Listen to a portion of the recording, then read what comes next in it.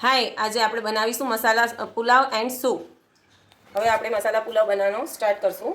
ગેસને ફૂલ ફ્લેમ ઉપર મૂકી દીધું છે. કઢાઈ મૂકી દીધી છે. કઢાઈમાં આપણે 4 થી 5 ટેબલસ્પૂન તેલ લઈ લઈશું. 5 ટેબલસ્પૂન જોઈશે તેલ પડશે. હવે આપણે એમાં 1 ટેબલસ્પૂન ગરમ મસાલો નાખી દઈશું તેલમાં જ, જેનાથી એનો ટેસ્ટ સારો આવશે. કેપ્સિકમ નાખી દઈશું. કેપ્સિકમ આપણે પહેલાં સતરી લેવાના છે.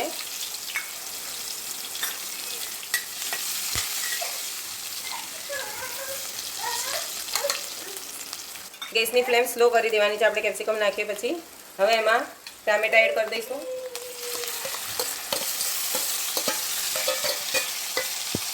ટામેટાને હલાવી લઈ લઈશું. બધું થોડું કાચું રહે એ રીતે કરવાનું તો ટેસ્ટ સારો આવે છે. વધારે પાકી જશે તો નહીં મજા આવે. હવે એમાં વટાણા એડ કરી દઈશું.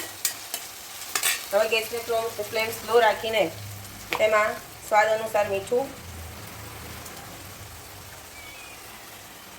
આપણે ભાતમાં તો મીઠું નાખેલું જ છે, પણ શાકમાં મીઠું જોઈએ એટલે શાકના ટેસ્ટ પ્રમાણે મીઠું એડ કરશું. એને હવે આપણે હલાવીશું. એની અંદર મસાલા પુલાવ બનાવે છે એટલે મરચું પણ એડ કરશું. 1.5 ટેબલસ્પૂન મરચું નાખશું.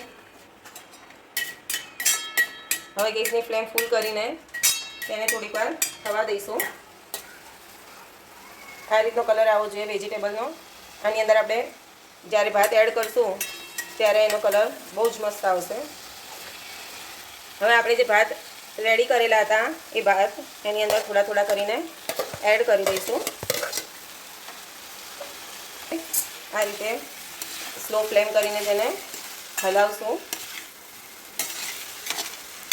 આપણો પુલાવ ઓલમોસ્ટ રેડી થઈ ગયો છે. 3 થી 4 મિનિટમાં પુલાવ પણ તૈયાર થઈ જાય છે. આપણો પુલાવ રેડી થઈ ગયો છે. આપણે 8 થી 10 ટામેટાં સુધારીને મેં લઈ લીધા છે. 4 મેમ્બર માટે 10 ટામેટાં કાફી છે. હવે આપણે એને મિક્સીમાં લઈ લઈશું ગ્રાઇન્ડ કરવા માટે. તેમાં 1 સ્પૂન કોર્નફ્લોર નાખી દઈશું. અમે કાચા ટામેટાનો જ સૂપ બનાવું છું. આ બહુ જ ટેસ્ટી લાગે છે. અમે બાફેલા ટામેટાનો સૂપ નથી બનાવતી, કાચા ટામેટાનો છે. હવે એને આપણે ગ્રાઇન્ડ કરીને લઈ લઈશું. ગ્રાઇન્ડ કર્યા પછી આ રીતની પેસ્ટ બનાવી દેવાની છે. અને હવે આપણે ચાળણીની મદદથી ગાળીને લઈ લઈશું.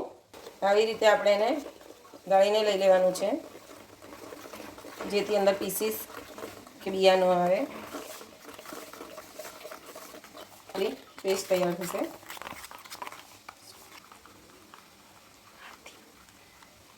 આવી રીતે આપણે ગાળીને લઈ લેવાનું છે. આ જે વધશે એને આપણે સાઈડ કરી દઈશું. હવે આપણે સૂપનો વઘાર સ્ટાર્ટ કરશું. સ્લો ફ્લેમ ઉપર પેન મૂકી દઈશું. એમાં 1 ટેબલસ્પૂન તેલ લઈશું. તેલ થોડુંક જ લેવાનું છે, વધારે લેવાનું નથી. હવે એને ફૂલ કરી દઈશું. ગેસની ફ્લેમ ફૂલ કરશું.